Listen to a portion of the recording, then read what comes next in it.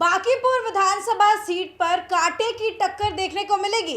एक तरफ वो सीट जहां भारतीय जनता के पास रही है और अब देखिए प्रशांत किशोर दावा करते हुए नजर आ रहे हैं, तो क्या बीजेपी को बड़ा झटका देंगे प्रशांत किशोर? इस बात को हम समझेंगे। नमस्कार, आप देख रहे हैं देशवा न्यूज, मैं हूं आपके साथ वैष्णवी।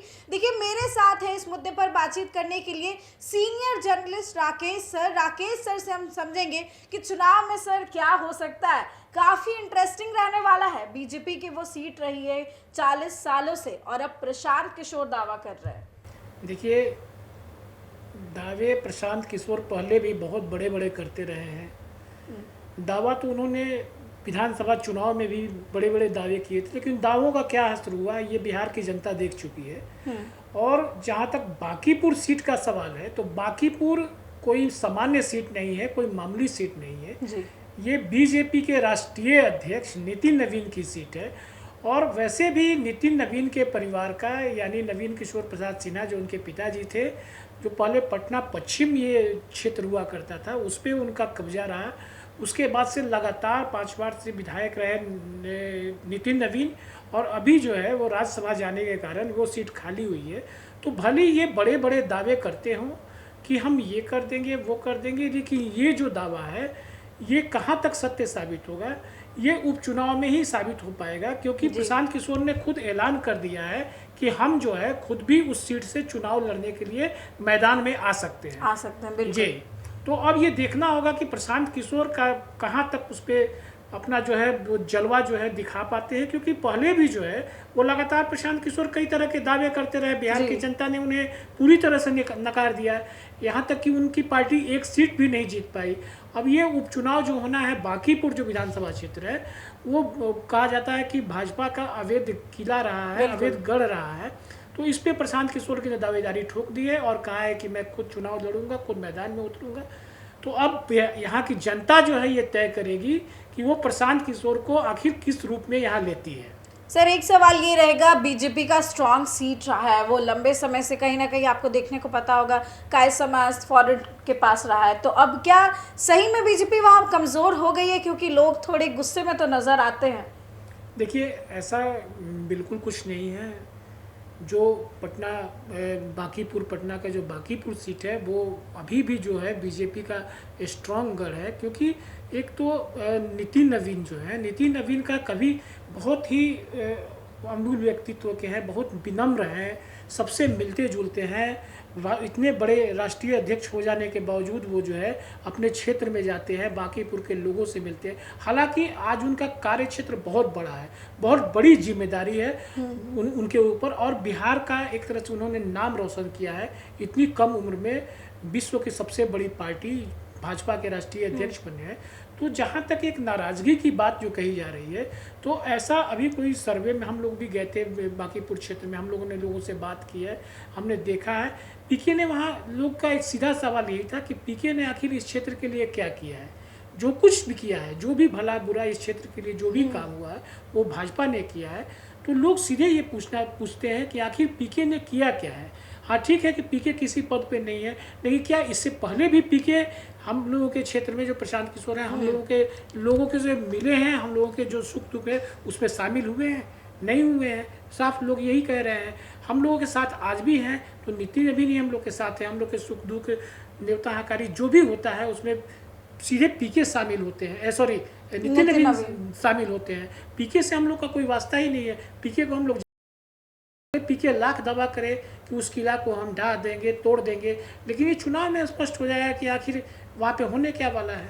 ये चुनाव में बिल्कुल स्पष्ट हो जाएगा। सर, ये भी है कि प्रशांत किशोर हमेशा कहते हैं कि जनता को सोच समझकर फैसला लेना चाहिए। बेरोजगारी की बात वो करते हैं कि देखिए बहुत बेरोजगारी है, पलायन इतना हो रहा है बिहार से, और आप लोग उसे चुन रहे हैं जो कि स्टेट को और पीछे लेकर के जा रहा है सीधे सीधे। ठीक है, प्रशांत किशोर की बातें सुनने में बहुत अच्छी लगती है, पलायन पे, रोजगार, बच्चों की पढ़ाई के मुद्दे पे, लेकिन प्रशांत किशोर को एक एग्जाम्पल सेट करना चाहिए कि हाँ ये मेरा मॉडल है। ऐसा आज तक प्रशांत किशोर खुद कहते हैं कि जैसा कि अब तो वो आईपैक से अलग हो गए हैं, सैद्धांतिक वो अब उनका आईपैक, लेकिन जब आईपैक के साथ थे, आईपैक उनकी कंपनी थी, तो प्रशांत किशोर बड़े बड़े पॉलिटिकल कॉन्ट्रैक्ट लेते थे, लोगों को चुनाव जितवाते थे और कहते थे कि इस क्षेत्र के जो सीएम है उसको हमने बनवा दिया।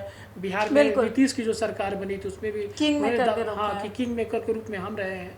तो आखिर प्रशांत किशोर जो पैसा कमाए हैं, बहुत सारे पैसा कमाए हैं, तो उस पैसा से एक एग्जाम्पल सेट करते कि मेरा ये मॉडल होगा, हम ऐसी शिक्षा प्रणाली जो है बिहार में विकसित करेंगे, ऐसे लोगों को रोजगार देंगे, ऐसे बिहार का औद्योगिकरण करेंगे, ऐसे छोटे छोटे रोजगार लगाकर लोगों का जीवन बदलेंगे, ऐसे हर हाथ को काम देंगे। तो प्रशांत किशोर कहीं एग्जाम्पल तो सेट कर नहीं रहे हैं, हर जगह भाषणबाजी कर रहे हैं, उनकी भाषण सुनने में अच्छी लग रही है, लेकिन जब लोगों के पास जा रहे हैं तो कोई एग्जाम्पल नहीं दे पाए, सेट नहीं कर पाए हैं, कोई ऐसा कोई क्षेत्र नहीं है जहाँ पे वो काम करके दिखा पाए हैं। तो निश्चित रूप से लोगों का जो है वो सिर्फ लोग सोच रहे हैं कि वो भाषणबाजी कर रहे हैं और लोगों का उनसे जो है वो जुड़ाव नहीं हो पा रहा है, जो जुड़ाव होना चाहिए, जो वोट में तब्दील होना चाहिए। और यही कारण है कि जो पिछला विधानसभा चुनाव हो उसमें जो उनकी पार्टी का हश्र हुआ, कभी कोई सपने में, इवन प्रशांत किशोर ने भी सपने में नहीं सोचा होगा कि हमारी पार्टी को एक सीट भी बिहार में नहीं मिलेगा। और अब देखना है कि अपने अगर उतरते हैं और इस चुनाव में हार जाएंगे तो मुझे लगता है कि उनका पॉलिटिकल करियर का अंत हो जाएगा, करियर का अंत हो जाएगा। बिल्कुल। सर आखिरी और सीधा सवाल यही करने वाले थे कि अगर प्रशांत किशोर खुद उतरते हैं उस सीट से, बांकीपुर से, तो क्या बीजेपी को कांटे की टक्कर मिलेगी?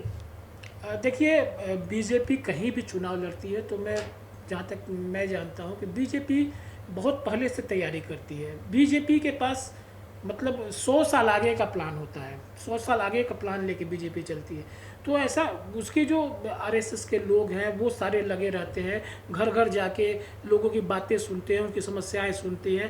आखिर बीजेपी से अगर उनको पता चल जाएगी कि बीजेपी से नाराजगी है तो आरएसएस के लोग उनके घर पे पहुंच जाते हैं, कार्यकर्ता पहुंच जाते हैं। आखिर क्यों नाराजगी है, उस नाराजगी को दूर करने का 100% ना सिर्फ प्रयास करते हैं बल्कि उस नाराजगी को दूर करते हैं। अगर किसी योजना का लाभ नहीं मिला है, नली गली पानी की समस्या हो, उसको 100% दूर करवाते हैं।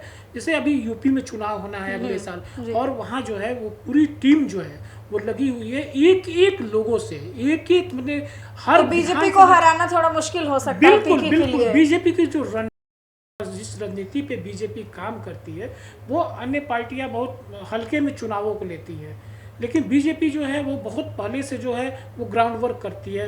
जो ग्राउंड पे जो कार्य है उसके कार्यकर्ता उतर जाते हैं, वो घर घर जाके लोगों की समस्या, सब रात में मीटिंग होती है, सब नोट डाउन होता है कि कहाँ के लोग हमारे साथ हैं, कहाँ के लोग नहीं हैं तो क्यों नहीं है हमारे साथ, उनकी क्या समस्या है। एक एक समस्या जो है वो अधिकारियों से मिलके, मंत्री से मिलके वो दूर करवाते हैं, और तब जाके बीजेपी जो है वो इस रूप में जो है वो उभर रही है और हर स्टेट पे जो है वो बीजेपी का कब्जा हो रहा है।